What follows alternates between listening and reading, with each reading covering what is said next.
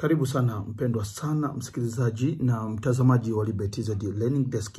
Yafuatayo ni maneno ya mwisho ya Papa Francis katika siku zake za mwisho aliyotoa, na ilikuwa ni siku gani? Ilikuwa ni siku ya Pasaka ambayo aliweza kutoa salamu zake za Pasaka, na alimuomba askofu mkuu ambaye anaitwa Askofu Mkuu Diego Raveri, ambaye huyu ni msimamizi na mkuu wa kitengo cha liturujia hapo Vatican katika kanisa la Mtakatifu Petro, St. Peter's Square, Vatican.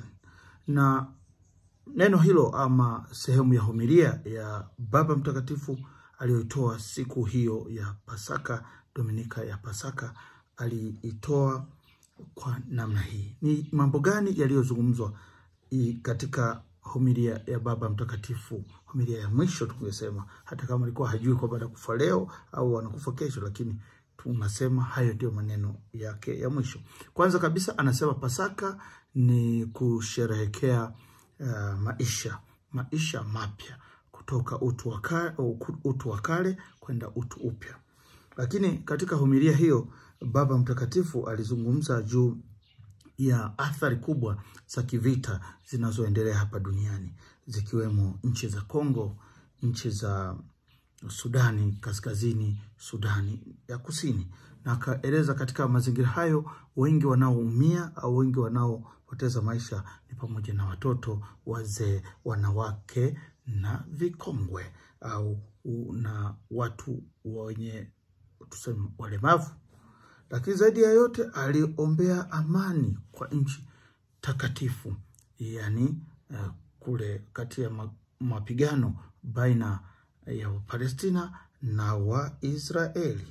Lakini alisisitiza pia mateka kuachiliwa huru, yani wawe huru katika nchi hizo ambazo zina historia ndefu ya vita, chuki na magomvi.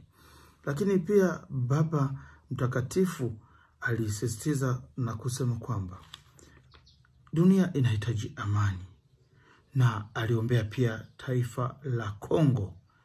Mnajua wanavyogombana vita hivi vya M23, M23, M23 na athari zake.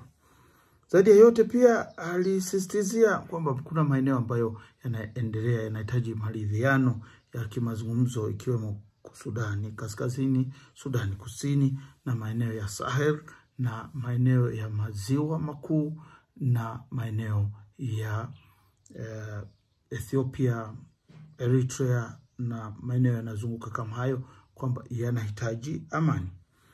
Katika mahubiri yake pia aliwapa pole waathirika wa tetemeko kule Sagang na watu wote kule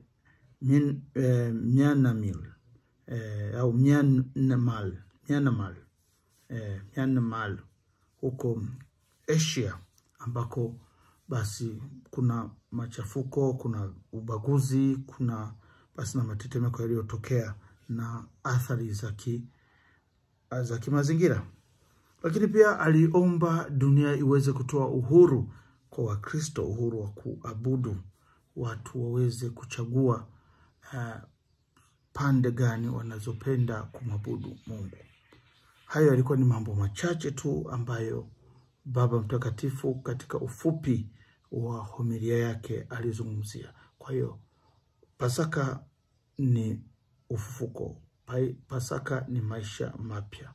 Ni mimi Father Liberty TZ Learning Desk, Jimbo Katoliki Kigoma, nikikuletea moja au sehemu ya homilia ya Baba Mtakatifu aliyoitoa katika kanisa kuu la Mtakatifu Petro, Vatican au St. Peter's Square, Vatican, ambamo Wakristo zaidi ya 20,000 husali na kuenda kwa kusikiliza mafundisho mbalimbali na ujumbe kutoka kwa Baba Mtakatifu. Subscribe, share, comment.